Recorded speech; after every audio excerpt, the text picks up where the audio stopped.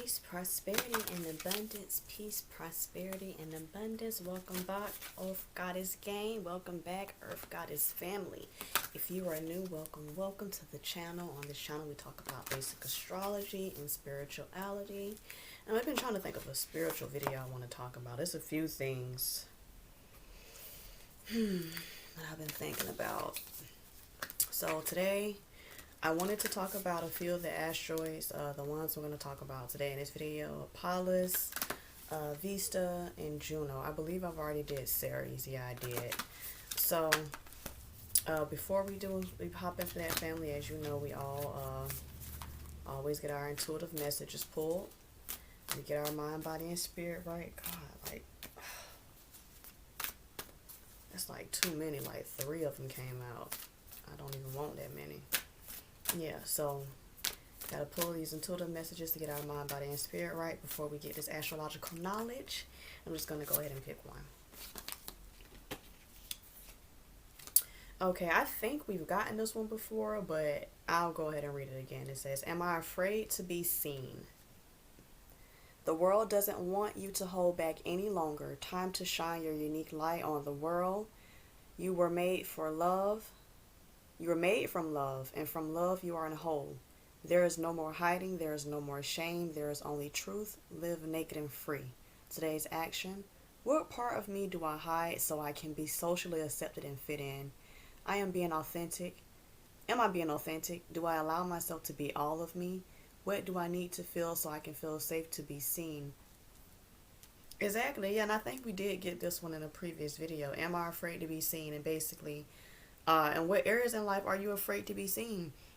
You know, whether that's, say, moving to another country, or afraid of maybe signing up for a higher paying position, or starting that YouTube channel because you don't want anyone to see your face, or posting pictures for weight loss journey on, you know, YouTube or Instagram or Facebook. Whatever area you're afraid to be seen in life, sit with that and ask yourself, what's the worst that can happen if I do decide to put myself out there? What's the worst that can happen if I decide to do my YouTube channel, or, you know, open up my restaurant or start my new business or whatever? Yes, we're going to do an example. You know, you can put some videos out and you do run the chance of maybe rejection, someone not liking your video or the content that you put out. But again, that shouldn't be enough to stop you, because for all the people who don't like you and your content, there'll be someone out there who likes you and your content. Same for any other area in life. So do not let fear or rejection of what others think stop you from being seen and where you need to shine the most in your life. So in other words, fuck what people say and think. And every so often. I mean, and not every so often, all the time, but in other words, fuck what people say and think, you know, because once you get over that initial fear of, you know, like basically not wanting to be seen, or afraid of rejection from, you know, other people and things like that, you know, it's such a freeing, you know, thing, you know, you don't move in fear anymore. And that's the thing is, you know, they say your greatest comfort zone could be your danger zone, because it doesn't push you, it doesn't make you become uncomfortable, so you can feel and experience those growing pains that is necessary to get to that next level. So don't afraid to be seen. Yes, it can be uncomfortable, it can be nerve-wracking, especially when you're presenting yourself in front of thousands or just the public to see. It's always a chance you're going to take with someone not liking you or disliking something that you put out. That's just how it goes. So I don't know who needed to hear that message, but I hope it reached you in its entirety, and I hope that, you know, you're able to, you know, make some changes with that. The little intuitive message. Okay, so the first asteroid I want to jump into, family, is the Pallas. And basically, Pallas Athenas, Pallas Athenas represents basically, she was named after basically the daughter of Jupiter. So Pallas represents basically our intellect, our strategy, your interpreting mind, your thinking, your creativity, owning your power, owning things, being in your purpose, walking in your power, your talent, your natural gifts, your abilities. Relationships with the male figures in your life, how you treat them, justice, wisdom. This is very similar to Libra, but not as much. You know that this policy is a little bit different from Libra. It's not as gun ho on justice, just blindly like Libra could be. Um, Pallas, has other things in between. So Pallas, Athena's basically represents wherever it's placed in your astrological chart. I'm gonna put it this way: it equals basically where your talent may be in that particular area in life. And the house represents basically where you possess this particular talent, or skill in life. So whether you have a Pallas in the fifth house of creativity, that means that basically a lot of your creativity, your power, and your purpose your Pallas would come from that fifth house in that area of life. Also, it does represent the relationship with the opposite sex, how you treat the opposite sex. Now, I know sometimes, well, most of the time, when you look at a person's Pallas in a chart, you can see how they may have good or negative relationships with the male figures in their life, depending on how this Pallas is aspected within the chart.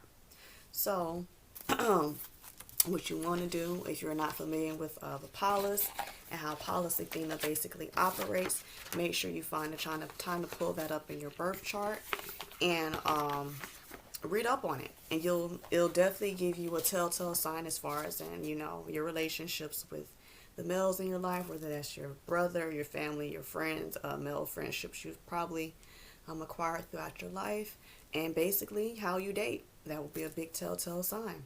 So the next asteroid I want to jump into, ladies and gentlemen, is your Vesta. And basically, the Vesta represents basically the goddess of the heath, fire, and home, security, safety. Basically, it's a symbol of one's external flame. Now, with Vesta, it's very similar to Venus. Venus is about romance, pleasure, luxury, comfort, things of that nature. Now, Vesta actually takes it a step a little bit further. With this, it represents basically how you give your sexuality away in order to become like hyper independent. So a person who would have like a job being like or dedicate their life to being like a nun or a monk, basically things like that. So basically the Vista shows basically, the area in life where you're the most dedicated, you're the most respected, you represent pure essence, pure potential, pure energy. So the sign represents basically how you express your Vista, and the area of the house it lays in, aka the area of life it lays in, basically represents what area in life that you would display this Vista. Now, of course, depending on what's aspected here, it can have negative aspects and it can have positive aspects. So if you're not familiar with your Vista, make sure you pull up your birth chart, and you'll see where that is located within your chart, and it'll give you a better understanding of how you go about basically gaining your power and your say your pure essence and your pure potential.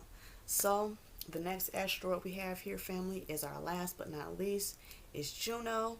And basically Juno, aka the wifey of Jupiter. And basically, Vesta doesn't have the same qualities as Venus, Juno does. I got the two mixed up.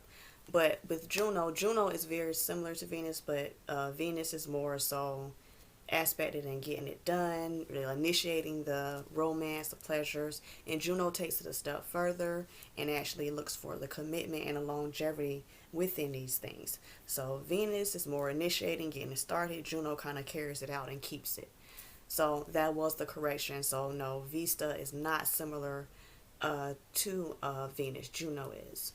So also with Juno, and basically again, what she represents is basically your longevity, your commitment, in different areas in life. And basically where it lies in this house is basically what area in life will you experience that longevity or put in that extra mile or go extra hard to have that commitment. And basically your sign in that visa represents your personality within that visa and how you express that visa.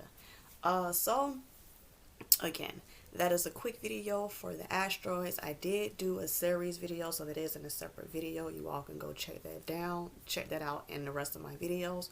Or what I'll do, I'll go ahead and actually drop that link down below, and that'll complete this series for my asteroids. And if you all have any interest in any handcrafted candles, make sure you hit up earthgoddess_candles on Instagram, and I'll have that information linked down below as well.